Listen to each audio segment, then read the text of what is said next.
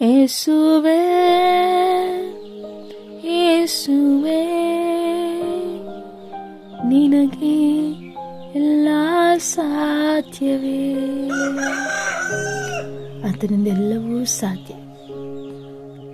ಆತನಿಂದ ಅಸಾಧ್ಯವಾದ ಕಾರ್ಯ ಒಂದೂ ಇಲ್ಲ, ಒಂದೇ ಒಂದು ಕೂಡ ಇಲ್ಲ. ಅಸಾಧ್ಯಗಳನ್ನು ಸಾಧ್ಯ ಮಾಡುವ ದೇವರನ್ನು ನಾವು ಆರಾಧಿಸ್ತಾ ಇದ್ದೇವೆ. ಅಸಾಧ್ಯಗಳನ್ನು ಸಾಧ್ಯ ಮಾಡುವ ದೇವರನ್ನು ನಾವು ಪ್ರೀತಿಸ್ತಾ ಇದ್ದೇವೆ. ಆತ ನಮ್ಮನ್ನು ಹುಡುಕಿಕೊಂಡು ಬಂದ ದೇವರು. ಹಲ್ಲೆಲೂಯಾ, ಸ್ತೋತ್ರ ಸ್ತೋತ್ರ.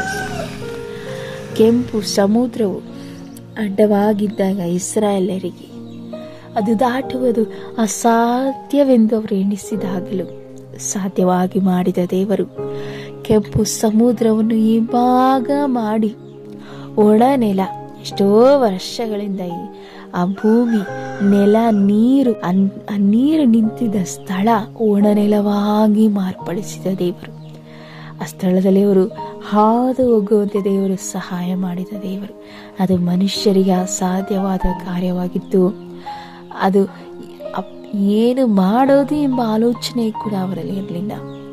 ನಮ್ಮ ಜೀವಿತದಲ್ಲಿ ಕೂಡ ಅನೇಕ ವಿಧವಾಗಿ ಈ ರೀತಿಯ ಆಲೋಚನೆಗಳನ್ನು ನಾವು ಮಾಡಬಹುದು. ಏನೆಂಬುದಾಗಿ ನೋಡುವಾಗ, ಮುಂದೆ ದಾರಿನೇ ಇಲ್ಲ, ಇಕ್ಕಟ್ಟಾದ ಪರಿಸ್ಥಿತಿಯಲ್ಲಿ ನಾವು ಹಾದೋಗ್ತಾ ಇರ್ಬೋದು. ಏನೂ ಕೂಡ ಕಾಣಿಸ್ತಾ ಇಲ್ಲ, ಏನೂ ಕಾಣಿಸ್ತಿಲ್ಲ ಎಂಬುದಾಗಿ ಆ ಅಸಾಧ್ಯವಾದಂಥ ಕಾರ್ಯವನ್ನು ಸಾಧ್ಯ ಮಾಡುವ ದೇವರು, ಏನೂ ಇಲ್ಲ, ಏನು ದಾರಿನೇ ತೋಚ್ತಾ ಇಲ್ಲ ಎಂಬ ಸ್ಥಳದಲ್ಲಿ ದಾರಿಯನ್ನು, ಹೊಸ ದಾರಿಯನ್ನು ಸೃಷ್ಟಿ ಮಾಡುವ ದೇವರು ನಮ್ಮ ದೇವರು. ಹೊಸ ದಾರಿಯನ್ನೇ ನಮಗಾಗಿ ರೂಪಿಸುವ ದೇವರು, ದಾರಿಯನ್ನು ನಮಗಾಗಿ ತೆರೆಯುವಂಥ ದೇವರ ಆತನಾಗಿದ್ದಾನೆ. ಅಸಾಧ್ಯಗಳನ್ನು ಸಾಧ್ಯ ಮಾಡುವ ದೇವರು. ಯೆರಿಕೋ ಕೋಟೆಯನ್ನು ಬೀಳಿಸುವುದು ಮನುಷ್ಯರಿಗೆ ಅಸಾಧ್ಯ, ಇಸ್ರಾಯೇಲರಿಗೆ ಅಸಾಧ್ಯ. ಆದರೆ ಅವರ ಬಾಯಿಯಿಂದ ಬಂದಂಥ ಸ್ತುತಿಯ ಮುಖಾಂತರ ಯೆರಿಕೋ ಕೋಟೆಯನ್ನು ಒಡೆದದ್ದು ದೇವರು ಮಾಡಿದಂಥ ಅದ್ಭುತವಾದಂಥ ಕಾರ್ಯ. ನಾವೊಂದೇ ಒಂದು ಬಾಳಬೇಕಷ್ಟೆ. ಆತನು ಹೇಳುವಾಗ ವಿಧೇಯರಾಗಿ ನಡೆಯಬೇಕು ಅಷ್ಟೇ.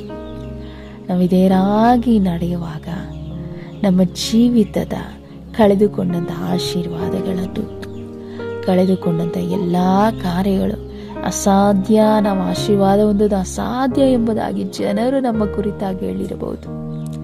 ನಾವು ಆತನಿಗೆ ಪ್ರಿಯರಾದ ಮಕ್ಕಳಾಗಿ, ಆತನಿಗೆ ವಿಧೇಯರಾಗಿ ನಾವು ನಡೆಯುವಾಗ ಅಸಾಧ್ಯಗಳನ್ನು ಸಾಧ್ಯ ಮಾಡುವ ದೇವರು ನಮ್ಮ ದೇವರಾಗಿದ್ದಾನೆ. ಹಲ್ಲೆಲೂಯಾ. ನಮ್ಮ ದೇವರು ನಮ್ಮನ್ನು ಎಷ್ಟರ ಮಟ್ಟಿಗೆ ಆತ ನಮ್ಮನ್ನು ಪ್ರೀತಿಸಲು ಗೊತ್ತಾ. ತನ್ನ ಪ್ರಾಣವನ್ನು ಕೊಡಲಿಕ್ಕೂ ಕೂಡ ಆತನು ಹಿಂದೆ ಕೇಳಿಲ್ಲ, ಹಿಂಜರಿಯಲೇ ಇಲ್ಲ. ಅಷ್ಟು ಮಟ್ಟಿಗೆ ನಮ್ಮನ್ನು ಸಾಧಾರಣವಾಗಿ ಆತನು ಕೊಂಡುಕೊಂಡಿಲ್ಲ. ತನ್ನ ರಕ್ತವನ್ನು ಸುರಿಸಿ ತನ್ನ ಕ್ರಯಕ್ಕೆ ನಮ್ಮನ್ನು ತೆಗೆದುಕೊಂಡ ದೇವರು. ನಮ್ಮ ಮೇಲೆ ಇದ್ದಂತಹ ದೋಷ ಆರೋಪಣೆಯ ಪತ್ರವನ್ನು ದೇವರು ಆ ಕಲ್ವಾರಿ ಶಿಲುಬೆಯ ರಕ್ತದ ಮುಖಾಂತರ ನಮ್ಮ ಮೇಲೆ ಇದ್ದಂಥ ದೋಷ ಆರೋಪಣೆ ಪತ್ರವನ್ನು ಕಿತ್ತು ಹಾಕಿದ ದೇವರ ಆತನಾಗಿದ್ದಾನೆ. ಆತ ನಮ್ಮನ್ನು ಪ್ರೀತಿಸುವ ದೇವರು. ಆತನ ನಮ್ಮನ್ನು ಸಾಮಾನ್ಯರಾಗಿ ನಿಲ್ಲಿಸುವುದಕ್ಕೆ ಇಷ್ಟೆಲ್ಲ ತ್ಯಾಗ ಮಾಡಲಿಲ್ಲ.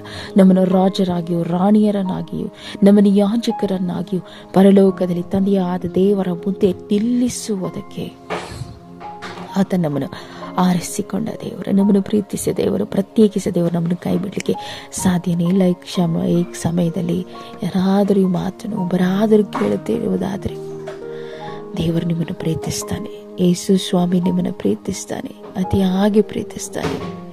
ನೀವು ಕೂಡ ಆತನನ್ನು ಪ್ರೀತಿ ಮಾಡ್ರಿ. ಆತನ ಪ್ರೀತಿಯನ್ನು ಅನುಭವದಿಂದ ತಿಳಿದುಕೊಳ್ಳ್ರಿ.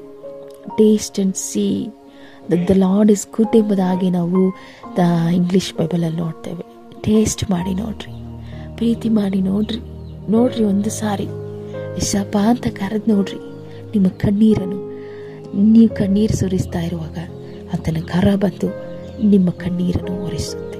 ನಿಮ್ಮ ಕೆನ್ನೆಯಲ್ಲಿರುವಂಥ ಕಣ್ಣೀರನ್ನು ಒರೆಸ್ತಾರೆ. ದುಃಖದಲ್ಲಿರುವಾಗ ಮಗಳೇ ದುಃಖಿಸಬೇಡ, ಮಗನೇ ದುಃಖಿಸಬೇಡ ಎಂಬುದಾಗಿ ಸಂತೈಸ್ತಾರೆ. ಆತನ ಪ್ರೀತಿಯನ್ನು ಒಂದೇ ಒಂದು ಸಾರಿ ರುಚಿಸಿ ನೋಡ್ರಿ, ಪ್ರೀತಿಸಿ ನೋಡ್ರಿ. ನಾನು ಕೂಡ ಆತನ ಪ್ರೀತಿಯನ್ನು ರುಚಿಸಿ ಆತನ ಪ್ರೀತಿಯಲ್ಲೇ ನೆಲೆ ಆಗಿದ್ದೀನಿ. ಆತನ ಪ್ರೀತಿಯನ್ನು ಸಾರುವುದಕ್ಕಾಗಿ ಈ ಮಾರ್ಗದಲ್ಲಾದರೂ ನಾನು ಆತನ ಪ್ರೀತಿಯನ್ನು ಸಾರೋಣ ಎಂಬುದಾಗಿ ಈ ರೀತಿಯಾದ ಸೋಷಿಯಲ್ ಮೀಡಿಯಾಗಳಲ್ಲಿ ಸೇವೆಗಳನ್ನು ಮಾಡ್ತಾ ಇದ್ದೇನೆ. ದೇವರು ತಾನೇ ಈ ಸೇವೆಗಳನ್ನು ಆಶೀರ್ವಾದ ಮಾಡಲಿಪ್ಪದಕ್ಕಾಗಿ ನೀವು ಕೂಡ ಪ್ರಾರ್ಥನೆ ಮಾಡಿಕೊಳ್ಳ್ರಿ. ದೇವರ ನಾಮಕ್ಕೆ ಸ್ತೋತ್ರವಾಗಲಿ. ದೇವರ ತಾನು ನಿಮ್ಮನ್ನು ಆಶೀರ್ವಾದ ಮಾಡಲಿ. ಆಮೇನ್.